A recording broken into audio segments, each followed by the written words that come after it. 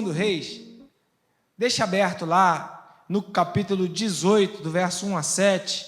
Eu só queria contextualizar para você essa passagem ou esse texto bíblico para que a gente pudesse entrar no texto. Na verdade, dentro daquele aspecto teológico, isso faz parte da hermenêutica, analisar o contexto, analisar o que está no entorno, tudo com o objetivo de chegarmos ao coração de Deus, para que o Espírito Santo nos traga a revelação completa daquilo que Deus quis dizer para nós. Então a gente vai falar um pouco sobre a vida do rei Ezequias, mas quem foi Ezequias? Ezequias foi um rei de Judá. E o que aconteceu com esse negócio de rei de Judá? Muita gente não sabe, mas o povo de Israel, ele viveu um tempo da história que ele passou por uma divisão. Uma divisão dentre irmãos. E aconteceu depois da morte de Salomão, em 1 Reis capítulo 12, está escrito isso, eu não vou ler, mas quando Salomão morreu, Salomão era filho de Davi, o rei referencial, o rei que era o rei segundo o coração de Deus, o homem que governava e fazia as coisas de acordo com aquilo que Deus queria que ele fizesse. E aí fica uma dica para as nossas vidas: nós podemos fazer as coisas do nosso jeito, ou podemos fazer as coisas do jeito que Deus quer que a gente faça. E Davi foi esse líder que liderou segundo a vontade ou a direção de Deus. Então Davi é tido como uma referência para todos os outros reis. Mas ele morreu, ficou velho, morreu, e o seu filho Roboão, ele tinha uma cabeça que não era uma cabeça muito ligada em Deus. E ele queria, assim, ser melhor do que seu pai. Sabe aquela coisa de um filho que quer competir com o pai, quer mostrar o poder que tem, quer mostrar que sabe, enfim. E aí Roboão, então ele toma um conselho com seus amigos, os amigos dão conselhos errados para ele, e aí você tome cuidado com os conselhos que você recebe na sua vida, porque alguma vez, se você já passou por isso, você sabe muito bem do que eu estou falando, mas alguma vez, muita gente já experimentou essa situação de tirar um conselho, pegar um conselho com alguém, e a pessoa te dá um conselho errado, e aí você faz aquilo que você foi aconselhado e se dá mal. Foi exatamente o que aconteceu com Roboão. Ele estava falando aqui sobre o estilo de liderança, como ele deveria reinar, como que ele deveria fazer as coisas, e os seus amigos incentivaram ele a ser durão, a ser raiz, ser Conan. E o que aconteceu?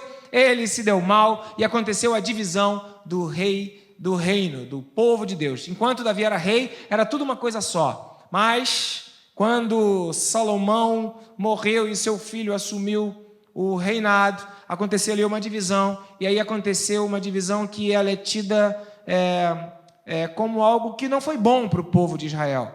Instituiu-se o reino do norte, conhecido como reino de Israel, e o reino do sul, conhecido como reino de Judá. Mas era tudo povo de Deus. Então teve uma divisão dentro de uma família? Teve briga dentro da família? Teve aborrecimento sério que separou a família? Teve. E um foi para um lado, outro foi para o outro. Era norte e sul. Reino do norte, considerado ou entendido por Israel, e o reino do sul, considerado ou entendido por Judá. E aí passaram-se vários reis, e Ezequias, esse rei que a gente vai citar agora, que está em 2 Reis, capítulo 18, ele foi o 13º rei de Judá. Então, demorou um tempão. Segundo uma breve pesquisa que você faz lá no YouTube, você vai ver lá. Foram vários reis que viveram durante essa época da divisão dos reinos, reino do norte e reino do sul. Ezequias foi o 13º rei, e ele fez alguma coisa muito boa, porque ele foi parecido com Davi. E eu quero ler com você, dentro agora desse entendimento, que você já situou quem era Ezequias, vamos ler aqui como foi o reinado dele. 2 Reis, capítulo 18, versículo 1. Vamos lá. E aí vamos fazer o seguinte, pode manter direto, tá legal? Pode manter direto. Combinado? Vamos lá.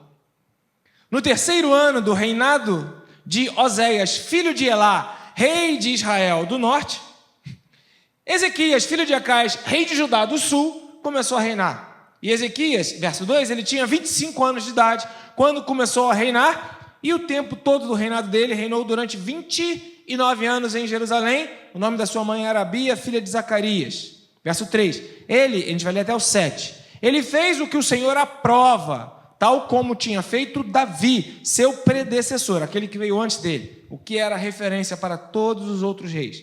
Verso 4, e o que ele fez? Ele removeu os altares idólatras, quebrou as colunas sagradas e derrubou os postes sagrados, despedaçou a serpente de bronze que Moisés havia feito, pois até aquela época os israelitas lhe queimavam incenso, e era chamada Neustã.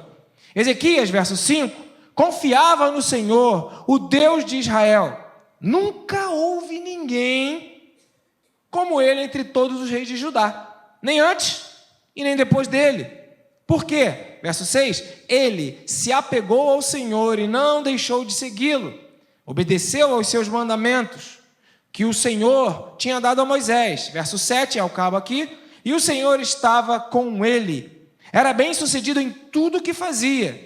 Rebelou-se contra o rei da Assíria e deixou de submeter-se a ele. Amém? Mudou alguma coisa no volume aqui, porque mudou a minha voz, que eu estou me ouvindo diferente. Estava me ouvindo mais alto, no meu retorno baixo. Aí eu tendo a falar mais alto. Tem como aumentar o meu retorno aqui? Aleluia, glória a Deus. Não precisa aumentar o volume não, aumenta só o meu retorno, senão eu vou falar mais alto. Também não precisa ficar dando aquele som da voz do além. Durante o momento de louvor, né? Essa voz do além estava aqui conosco, também conhecida como microfonia. Ela estava voltando à essência da adoração, a microfonia. Na época de Jesus não tinha isso não. Tinha microfone, não tinha microfonia. Vai dar, hein? Ó, mas hoje a gente tem, porque tem essa coisa de frequência, essa coisa de altura, e isso acaba atrapalhando um pouquinho. Então veja, esse texto fala de uma situação aqui interessante, só abrindo um parênteses, de uma serpente de bronze que Moisés fez. Houve lá um movimento e que várias cobras, serpentes, estavam mordendo o povo de Israel, e Deus orientou que se fizesse aquela serpente de bronze que foi levantada como uma referência, e agora ficou alto demais, Júlio. Aí o que aconteceu? Quando foi feita essa serpente, né, para a utilização, agora está ótimo, está baixo como estava no início, assim eu vou me dando conta, está de bom tamanho.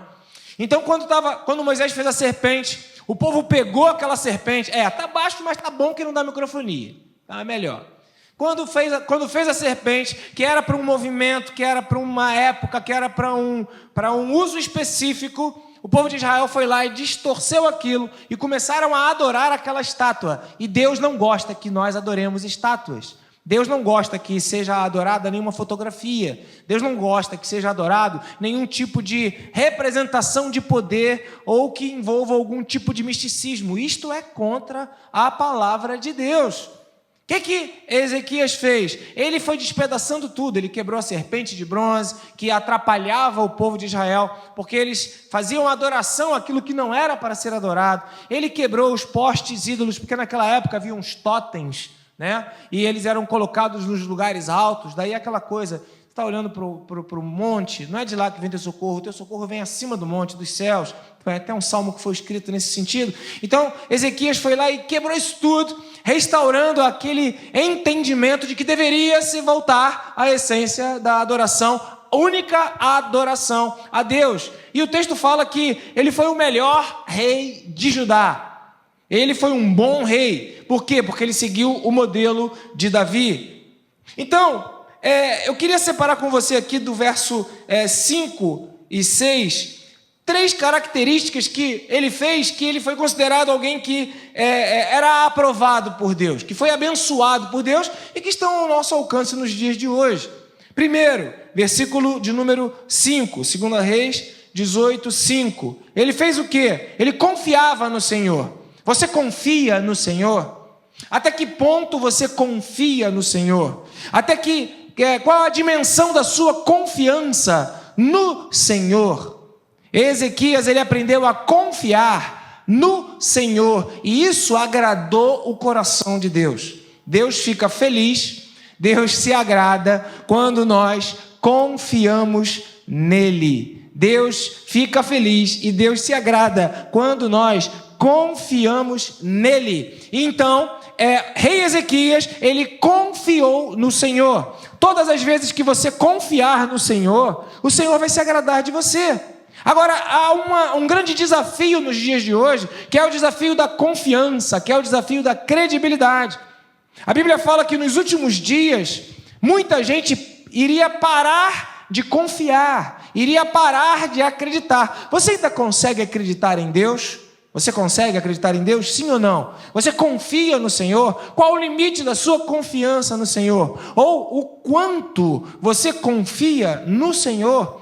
Até que ponto você confia no Senhor? Bom, esse era uma das características que Ezequias tinha e que o Senhor aprovava, que o Senhor gostava de ver na vida de Ezequias. A outra coisa, está no versículo de número 6, ele se apegou ao Senhor.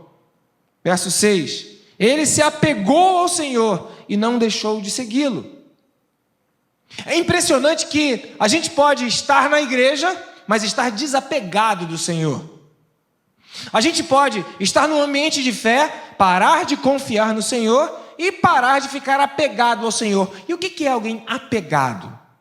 Né? Não é alguém que está se pegando ali naquele escurinho, não, fazendo aquela pouca vergonha. Isso não é uma coisa, não é disso que a gente está falando. Se apegar ao Senhor é quando alguém que tem ou passa por algum tipo de dificuldade vai buscar o socorro ou corre para o Senhor. Assim como uma criança, ela quando está sentindo alguma coisa, ela corre, ela se apega ao pai ou à mãe. Hoje de manhã eu desci aqui e estava uma mãe e do lado dela estava a filha. A mãe estava de joelhos orando e a filha me olhou, uma criança linda, deu um sorriso lindo, e eu fui chegando. E a mãe estava na primeira cadeira da terceira coluna e a filha estava na terceira fileira. Conforme eu fui me chegando, a criança foi fazendo assim, olhando para mim, mas chegando para perto da mãe, se aproximando da mãe. E quando eu parei, ela parou. Aí eu fiz um teste, eu me afastei. Aí ela se afastou da mãe. Eu falei, é isso? Numa insegurança, o que o filho faz? Ele se apega na pessoa que lhe dá a segurança. Ezequias, então, ele era apegado ao Senhor, e quando ele sentia alguma dificuldade, ou quando o cerco apertava, ele se apegava no Senhor. E a pergunta é, para quem que você corre quando o cerco está apertado? Para quem que você corre? Para quem que você vai? Para que lado você pede socorro? Né? Muita gente acha que não precisa da ajuda de Deus, porque cria um próprio, vamos dizer assim, repertório de ajuda pessoal, onde quando o cerco aperta, e aperta para todo mundo, vai recorrer àquele cerco. Então eu tenho um dinheiro guardado, apertou, eu vou lá nas minhas finanças que estão guardadas e resolvo. Eu tenho um remédio e apertou a dor, eu vou lá e tomo aquele remédio, que vai tirar a minha dor. Eu estou com fome. Não, acabou tudo, mas eu tenho guardadinho um sanduíche que eu vou comer aqui durante a noite, para não ficar passando fome. E nesses momentos eu lembro da minha irmã mais velha. Eu me lembro muito de um seminário que tivemos, International Leadership Institute, que teve lá num sítio em Jacarepaguá, e a gente teve uma janta, depois da janta teve um cachorro-quente antes de dormir, e ela pegou ainda assim um cachorro-quente e levou para o quarto, que ela falou, de madrugada eu posso acordar e sentir fome. Né? Então tem gente que é assim, que sempre mantém o seu... E ela comeu o cachorro-quente durante a madrugada. Okay? Então tem gente que é assim, que tem o seu repositório, seja de alimentação, seja de dinheiro, seja de remédio. Então corre para aquilo quando alguma coisa aperta. Ezequias, ele se apegava ao Senhor. E quando alguma coisa apertava, porque ele confiava no Senhor e porque ele era apegado ao Senhor, ele buscava o Senhor. E mais do que isso, a terceira coisa que ele fazia, ainda aqui no versículo de número 6, ele obedecia ao Senhor. Infelizmente, eu digo isso porque é meio que frustrante para muita gente, é meio que chato ouvir isso, não é uma coisa legal de ouvir, mas não tem como a gente servir a Deus se a gente não obedece a Deus. A característica do servo é obedecer ao Senhor. Quem não obedece não é servo, só se torna servo quem obedece ao Senhor. Você pode abrir a boca e falar, eu sou um servo de Deus. Se não obedece, não é. Tu diz que é, tem cara que é denorex, né? Parece, mas não é. Só é servo quem obedece ao Senhor. E quem obedece é aprovado, e era aprovado pelo Senhor. E Ezequias, ele tinha essas características, ele confiava no Senhor, ele era apegado ao Senhor, e ele obedecia ao Senhor. Uau! O que acontecia com ele? Versículo 7. Repete assim comigo. Ele se dava bem. Em tudo. Em tudo. Em tudo que ele fazia. Então veja, a pergunta que eu te faço agora é, entre nós, você topa esse desafio na sua vida? Você topa confiar no Senhor, se apegar ao Senhor e obedecer ao Senhor? Você topa? Você paga para ver? Você aceita esse desafio? Versículo de número 7. O Senhor estava com ele. Ele era bem-sucedido em tudo o que fazia. Você acredita nisso? Então veja, meus amados irmãos, e vocês que estão online, vocês que estão aqui presentes, a relação com Deus, ou a conexão com Deus, ela nos chama para coisas desafiadoras. Confiar no Senhor, se apegar no Senhor, obedecer ao Senhor, são propostas que Deus faz para nós. Mas tem uma promessa de Deus. A promessa de Deus é que nós seremos bem-sucedidos em tudo. Essa é a palavra do Evangelho. Essa é a mensagem do Evangelho. Não dá para estar com o Senhor sem confiar nele. Não dá para estar com o Senhor sem se apegar a Ele. Não dá para estar com o Senhor sem eu obedecer a Ele. Então não dá para eu ser bem-sucedido em nome do Senhor se eu não entender que há uma participação minha, que há um movimento meu, que há alguma coisa que está no meu alcance, que diz respeito à confiança, que diz respeito ao apego da minha alma e que diz respeito ao nível de obediência que eu tenho para liberar as promessas de Deus para a minha vida. É trágico quando se pretende o sucesso em todas as coisas, mas sem entender a forma como que Deus faz para liberar o sucesso para cada um de nós. Está escrito na palavra, é a proposta de Deus para o nosso coração, e aquele que crê verá a glória de Deus. Então que Deus abençoe, aumente a sua fé, multiplique na sua vida a capacidade de crer no invisível e de acreditar no poder de um Deus que é capaz de realizar aquilo que Ele prometeu. Foi Deus quem disse, e se Ele prometeu, Ele é capaz de fazer. Funciona desse jeito. Agora no versículo 14, 2 Reis 18, 14.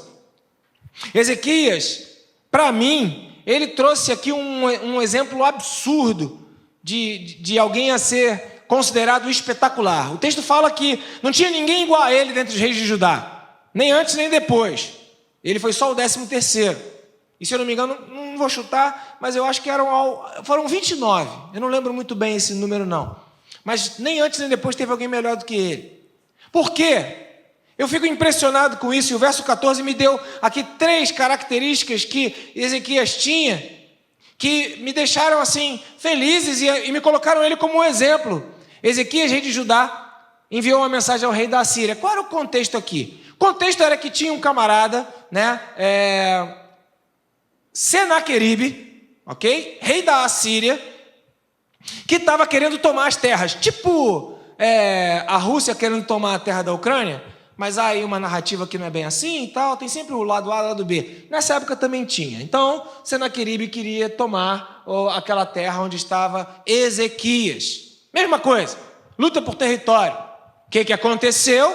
Então Senaqueribe invadiu, e aí Ezequias ele se rebelou, verso 7 falou isso, lá no final do verso 7, vocês leram, que ele foi bem-sucedido em tudo que fazia, se rebelou contra o rei da Síria. Ele falou, vai dar certo, eu estou com Deus, eu obedeço a Deus, e quando eu estou em Deus, tudo vai dar certo, vai dar tudo certo, porque eu sou de Deus. E ele encarou o inimigo, só que deu ruim, deu errado.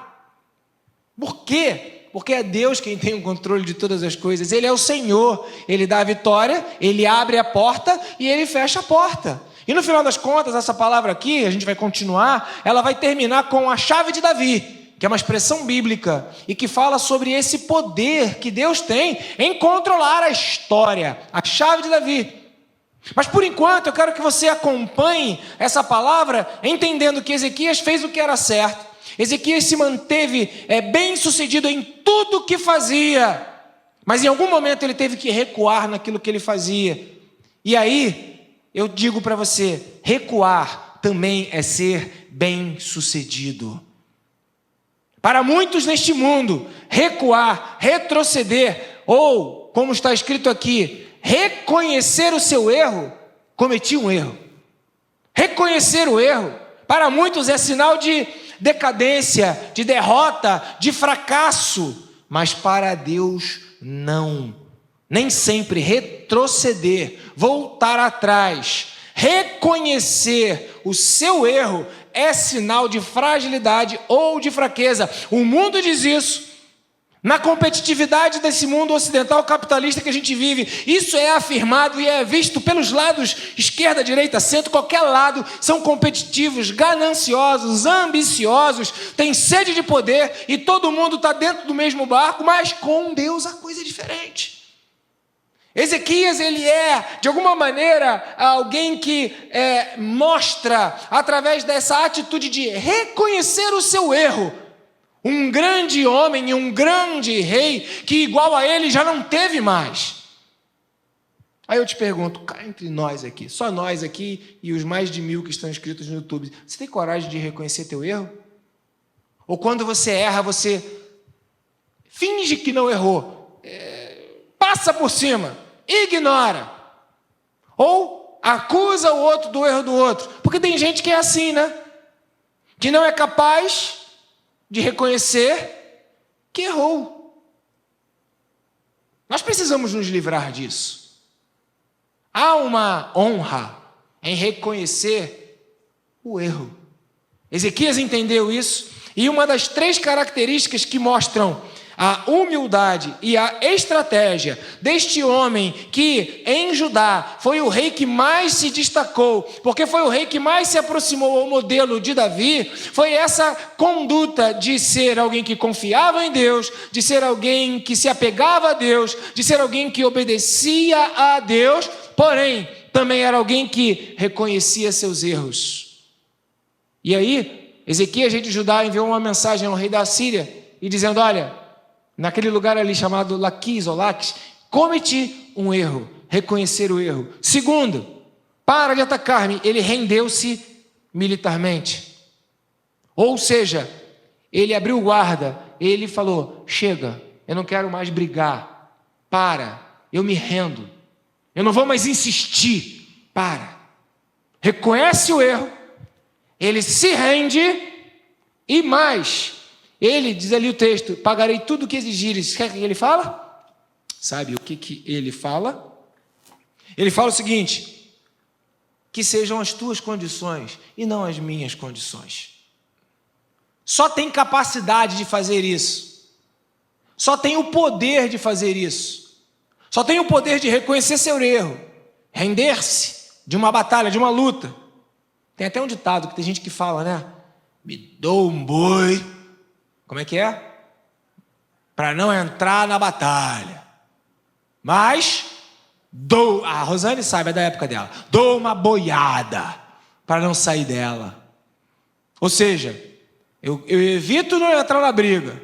Mas depois que eu entro, ninguém me tira dela, não. Tem gente que se orgulha de dizer isso, mostrando talvez a sua tenacidade, a sua ousadia, o seu jeito implacável de manter-se no controle de todas as coisas.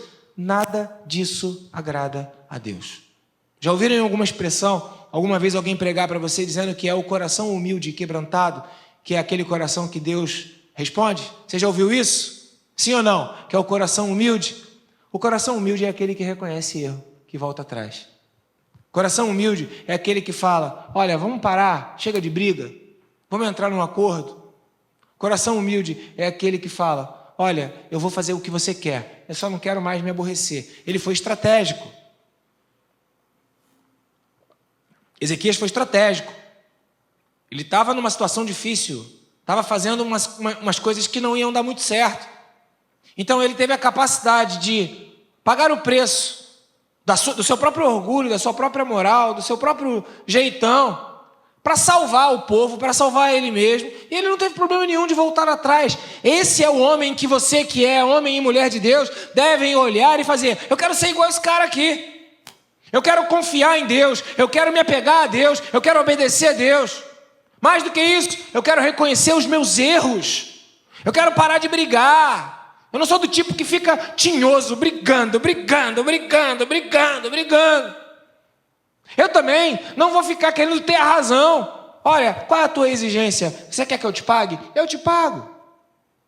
Veja o valor que aconteceu na vida de Ezequias. Aí você fala comigo: uau, então se é homem de Deus vai dar tudo certo, né? Tem gente que aprendeu isso aí. Eu não sei em que Bíblia que aprendeu quando você faz tudo certo, tudo vai dar certo na tua vida. Não seria isso uma espécie de obra? E acaba com a graça? Eu só me dou bem porque eu faço o que eu tenho que fazer? E se você faz as coisas erradas, você vai sofrer? Seria isso? É isso que a Bíblia nos ensina? Acho que não. Mas muitos acabam entendendo que as coisas só dão certo porque fazem as coisas certas. Ainda bem que a gente tem aprendido aqui nessa igreja que Deus é quem está no controle de todas as coisas. E não depende de nós acertarmos, nem depende de nós errarmos. Depende da graça e da misericórdia do Senhor Jesus Cristo sobre as nossas vidas. Aleluia e amém por isso. Então veja, ele admitiu o erro, ele rendeu-se militarmente, ele aceitou as exigências do inimigo, e agora você fala: então beleza, ficou tudo bem com a vida dele. Ele era um homem sábio, ele confiava em Deus, ele se apegou em Deus, ele obedeceu a Deus, ele foi humilde, vai dar tudo certo. Não, nada disso. 2 Reis 19, versículo 2. Não, 2 Reis 18, versículos de 19 a 25. O que aconteceu? O comandante lá do campo lhe disse: digam isso a Ezequias, mandando um recado ali para os que trabalhavam no topo, né? Para os funcionários mais importantes, que era Eliaquim, Sebna e Joá. Não cabe agora esses nomes, mas mandou um recado: assim diz o grande rei da Síria. Em que você baseia a sua confiança? Você pensa que meras palavras já são estratégia e poderio militar? Porque ele desconfiou de Ezequias. Eu vou me render, eu faço tudo o que você quer, eu errei. E aí o que ele ouviu? Você pensa que essas meras palavras já são suficientes? É estratégia sua. Em que você está confiando para se rebelar contra mim? Verso 21. Você está confiando no Egito? Aquele caniço quebrado que espeta e perfura a mão do homem que nele se apoia. Assim o faraó, o rei do Egito, retribui quem confia nele. Aí está fazendo aqui uma cutucada no faraó, dizendo que faraó ele é traiçoeiro e que ele acaba não ajudando, mas ele é uma pessoa que não é digna de confiança. Verso 22 continua: mas se vocês disserem, estamos confiando no Senhor, não é no faraó não. Mas se vocês me disserem, estamos confiando no Senhor, o nosso Deus, não é aquele cujos santuários e altares Ezequias removeu, dizendo a Judá e a Jerusalém: vocês devem adorar diante deste altar em Jerusalém? Aceite agora, pois, o meu desafio do meu senhor, o rei da Síria. Eu vou te dar 22.000 cavalos, se você tiver cavaleiros para ele. Começou um escárnio, começou uma zoação. Sabe aquela pessoa que quando você se humilha a ela vai lá e te perturba? Aí eu lembro do Arnaud, né? Aí eu viro para ele e falo: o Vasco não ganha nunca. Aí ele fala: o Vasco está mal. Aí eu, em vez de entrar num acordo para aí, eu falo: mas o Flamengo é isso, o Flamengo é aquilo, o Flamengo é isso, o Flamengo é aquilo. E aí ele vai ficando cada vez mais, né, aborrecido. Não tem muito o que fazer, né, Arnaud? É exatamente essa situação do rei da Síria. Ainda que a pessoa, ela admita ali uma situaçãozinha de que não está conseguindo mesmo, o camarada ele não foi parceiro, ele não foi amigo. Pelo contrário, ele começou a dizer: se você diz que confia no faraó, você vai se dar mal. E se você diz que você confia no Senhor, você vai se dar mal também. E o verso 24, olha só: como é que você pode derrotar o mais insignificante guerreiro do meu Senhor? Vocês não são nada. Você confia no Egito para lhe dar carros e cavalos de guerra? Verso 25, agora ele joga pesado. Além disso, será que eu vim atacar e destruir esse local sem uma palavra da parte do Senhor? O próprio Senhor me disse que marchasse contra você, contra esse país, e o destruísse. Aí Ezequias teve lá uma crise, pediram, não fala isso de um jeito que todo mundo entenda, vocês estão me humilhando, vocês estão me aborrecendo, e aí você está ouvindo essa palavra, você fala, então é isso que acontece quando uma pessoa reconhece o seu erro, quando uma pessoa se rende, é isso que acontece quando uma pessoa ela aceita as regras impostas pelo inimigo. E eu digo para você, porque o inimigo é inimigo, por isso que ele é inimigo, porque ele quer te destruir. A Bíblia fala que o inimigo ele veio para te roubar, para te matar e para destruir. Então, quando você está ouvindo essas palavras que estão sendo ditas, e isso diz respeito a um potencial comportamento diante de outra pessoa, amém, você adota essa característica para a sua vida. Mas isso não é para você adotar diante do seu inimigo. Diante do seu inimigo, ele vai tentar te humilhar ainda mais. Ezequias sabia disso. Então, como estratégia, e aqui parece que o grande rei da Síria entendeu isso, e pelo seu comandante ele mandou o recado, você está confiando em quem para você vir contra mim? Isso é uma estratégia sua? E devia de ser. Ezequias usou essa estratégia da humildade, mas foi pego, e não adiantou muito. Então, o que aconteceu com Ezequias? Ezequias não tinha mais o que fazer. Eu vou abreviar porque o tempo passou. Ezequias não tinha mais o que fazer. Então agora, eu quero encerrar a palavra dizendo para você o seguinte: o que a gente pode fazer quando a gente não tem mais o que fazer? O que a gente pode fazer quando não tem mais nada que a gente possa fazer? Primeiro ele lutou e defendeu os seus territórios. Foi bem sucedido até determinada parte. Depois, o cerco aumentou. E então ele tentou um acordo.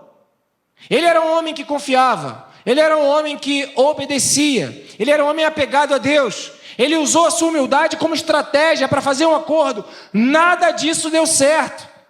Então o que alguém pode fazer, quando já fez tudo o que poderia fazer? Ele já tinha lutado com seus próprios exércitos, e havia sido imposto uma derrota sobre a vida dele. Isso é uma palavra muito importante para você, que acha que quando está no Senhor, vai dar tudo certo na sua vida e que você vai vencer em todas as áreas. Não é assim que a Bíblia nos ensina. Mas a Bíblia nos garante que apesar de todas essas coisas, nós temos um Senhor que nos guarda e nos livra de todo o mal. É isso que a Bíblia nos ensina.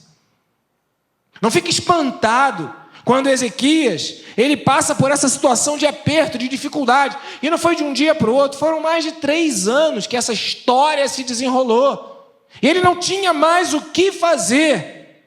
Então a gente agora pula um pouco os textos e vai para 2 Reis, capítulo 19, versículo 1, depois que tentou-se todos os acordos, tentou-se fazer tudo o que era possível.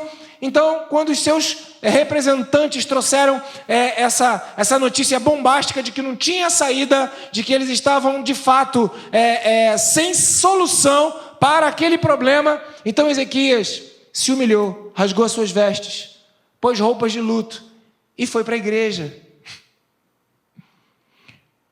O que você tem que fazer quando você não tiver mais nada o que fazer diante dos problemas que você tem na sua vida?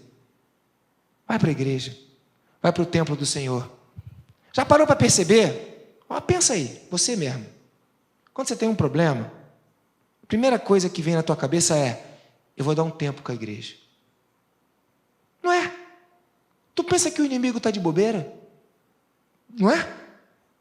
Hoje eu não vou não, estou mal. Não vou para a igreja não.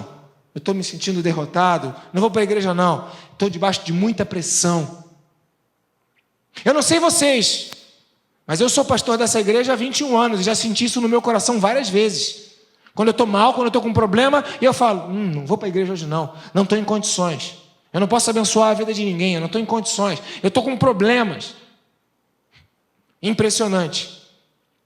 Como a estratégia do inimigo, quando nós mais precisamos de Deus, é nos tirar do lugar onde a presença de Deus se manifesta, porque onde estão 2 ou 3 reunidos no nome do Senhor. Mas conhecendo a estratégia do inimigo, e você está conhecendo agora porque você está ouvindo o que eu estou falando, e o que eu estou falando está com base na Bíblia. E tem a lógica daquilo que acontece no teu coração. O que você faz quando você não tem mais o que fazer? A primeira coisa que eu digo para você com fundamento na palavra é que você tem que ir para a igreja. Foi o que Ezequias fez. E é o que dá vontade de você não fazer. E o fato de você ter vontade de não vir, no momento que você não tem mais nada o que fazer, mostra o valor que tem de você estar na igreja quando você já não tem mais o que fazer. Você está entendendo o que eu estou falando, querido? Você está entendendo o que eu estou falando? Porque o fato de você concluir no seu pensamento, na sua lógica, no seu raciocínio, que você não deve vir, mostra o potencial poder que tem. Quando você, que já não tem mais o que fazer, não tem mais a quem recorrer, procura refúgio na casa de Deus, no templo do Senhor, na igreja instituída, na igreja 4 paredes, tão mal falada, nessa igreja aqui, em outras. É isso que a Bíblia diz que você tem que fazer. O teu raciocínio, como o meu, como de qualquer outra pessoa que já fez tudo o que tinha que fazer não adianta. Já parou para pensar que isso é soberba? Você acha que a solução ainda está com você? E porque você já fez tudo o que tinha que fazer, você conclui, eu vou lá, não vai acontecer nada diferente, porque afinal de contas, eu já fiz tudo o que podia fazer. Vou para a igreja fazer o quê? Então veja, quem era Ezequias? Ele era um homem articulado, ele era um rei, ele entendia que a adoração era devida a Deus. Ele conduziu o povo no caso de Judá, o povo do sul, onde ele reinava nesse reino dividido, mas que era o Israel de Deus, não considerando aqui o reino do norte de Israel, mas todo o povo de Deus. Ele considerou que era Deus quem deveria ser adorado e não outros deuses. Então ele restaura a adoração ao único Deus, nem por isso ele se dá bem. Coisas acontecem na vida dele, problemas chegam na vida dele. Então ele é humilde e ele reconhece o seu erro, ele tenta um acordo de paz, se rende para o inimigo, e ele então quer fazer o que o inimigo quer fazer, mas numa estratégia. Essa estratégia é descoberta, agora ele não tem mais o que fazer. Então o que tem que ser feito quando você não tem mais o que fazer? Aprendendo com a palavra do Senhor, seja humilde e vá para a igreja. Verso 2, por favor. Ele enviou o administrador do palácio, Eliaquim, o secretário Sebna e os sacerdotes principais, todos vestidos com panos de saco. Enviou a quem? A quem? Eu quero ouvir tua voz, fala para mim, a quem? Obrigado, tua voz é boa, é bom. A Isaías. Isaías é esse camarada que escreveu o livro de Isaías mesmo, tá? O profeta Isaías. Isaías era profeta nessa época. Então, Ezequias, ele monta uma comissão e fala, vão até Isaías, filho de Amós. Verso 3 vai dizer o que ele falou para ser dito para Isaías. E eles lhe disseram, assim diz Ezequias. Os mensageiros chegaram para Isaías e falaram, Isaías, é o seguinte, hoje é dia de angústia, de repreensão e de humilhação. Estamos como uma mulher que está para dar à luz filhos, mas não tem forças para fazê-lo nascer. Verso 4. Talvez o Senhor, o teu Deus, ouça todas as palavras do comandante de campo, a quem o Senhor dele, o rei da Síria, enviou para zombar do Deus vivo. E que o Senhor, Isaías, o teu Deus, o repreenda pelas palavras que ouviu. Portanto, Isaías, suplica a Deus pelo remanescente que ainda sobrevive. A primeira coisa que Ezequias fez foi entrar no templo. Amém, queridos? A segunda coisa que ele fez foi pedir oração. Ele foi até o líder, foi até o profeta, foi até o homem de Deus e pediu oração. Se você estudar um pouquinho a vida de Isaías, tinha muita gente que achava que Isaías era meio louco. Tinha muita gente que tinha muita raiva de Isaías. Isaías teve umas histórias na vida dele que ele foi humilhado publicamente, parecia que era meio perturbado, com umas roupas estranhas, uns modelitos que não eram muito crentes para a época, meio faltando um pedaço numa área que não podia faltar. Mas eles reconheciam que Isaías era um homem de Deus. E foram pedir ajuda, foram pedir oração, foram pedir intercessão. O que eu tenho que fazer quando eu já não tenho mais nada o que fazer? Pedir oração ao profeta, pedir oração aos homens de Deus, pedir oração às mulheres de Deus, clamar por intercessão. Mas você não consegue fazer isso, né? Sabe por quê? Tu é orgulhoso, tu já fez tudo o que tinha que fazer. Como é que você vai admitir que tem alguém que vai ter algo melhor para te oferecer? Seria ser humilde. E você não consegue, não dá conta. Ou seja, quem não pede oração é porque acha que tem toda a solução. Pronto. É assim que nascem as grandes frases do filósofo. Olha como é uma frase de camisa. Quem não pede oração acha que já tem tudo na mão. Não, eu tinha falado outra coisa antes, né? Quem não pede oração acha que já tem toda... Para que eu vou pedir ajuda para o outro? Não adianta, vai orar por mim, porque eu já tentei, eu não consegui, eu já orei, eu já pedi para os outros. Se eu vou pedir para os outros, para quê? Quem ora na minha vida sou eu, e eu oro tão bem quanto o outro. Se o outro não ora, não vai adiantar nada, pedir oração coisa nenhuma, ainda mais na igreja. Então você deixa de vir à igreja, e você para de pedir oração. Já viu que o fato de você ser tentado a não pedir oração representa o poder que a oração tem para quebrar o elo do mal ou para, de alguma maneira, trazer uma nova realidade na sua vida, em favor de Deus na sua vida? Já parou para pensar nisso? Por isso que nós somos desafiados pelo inimigo a não confiar em Deus e a não pedir a oração. E por fim, segue adiante um pouquinho. Versículo de número 15. Por favor, estou pulando aqui, estou meio fora da ordem, né? De número 15. Ezequias, o que ele fez quando ele não tinha mais o que fazer? Ele orou ao Senhor. Mas ele aqui não orou ao Senhor. Parece que ele fez uma oração, né? Mas aqui, a coisa está rolando faz tempo. A coisa está acontecendo, já há um tempão. A batalha já está acontecendo, os territórios do entorno já foram tomados, amigos que ele tinha dentro do reino dele já foram mortos, soldados já foram destruídos, o território foi perdido. Ele tentou estratégia e ele já orou, mas quando ele viu que ele não tinha mais nada para fazer, ele entrou no templo pedindo ajuda a Deus, reconhecendo que é de Deus que vem o socorro. Ele pediu intercessão a homens de Deus e ele continuou orando. Sabe, meus amados, uma das coisas que faz com que eu e você percamos a bênção de Deus é que a gente para de orar antes da resposta chegar. Outro texto de camisa: não pare de orar antes da resposta chegar. Hoje eu estou brilhante, é um filósofo nato. Lá em Daniel, conta essa história, né? Desde o momento, Daniel, que se propôs a orar, eu vi o anjo do Senhor falando, mas o inimigo ele se opôs, se colocou entre mim e ti, e foi essa batalha. Ainda bem, Daniel, que você insistiu. Quando você conclui que não precisa mais orar, e que não adianta mais orar, isso mostra o poder que a oração tem em mudar a história da sua vida. Ezequias orou ao Senhor. Deus de Israel, que reinas em teu trono, entre os querubins, só tu és Deus sobre todos os reinos da terra. Tu criastes os céus e a terra. Vou ler até o 19. Dá ouvidos, Senhor, e vê. Ouve as palavras que Senaqueribe enviou para insultar o Deus vivo. É verdade, Senhor, que os reis assírios fizeram de todas essas nações seus territórios um deserto.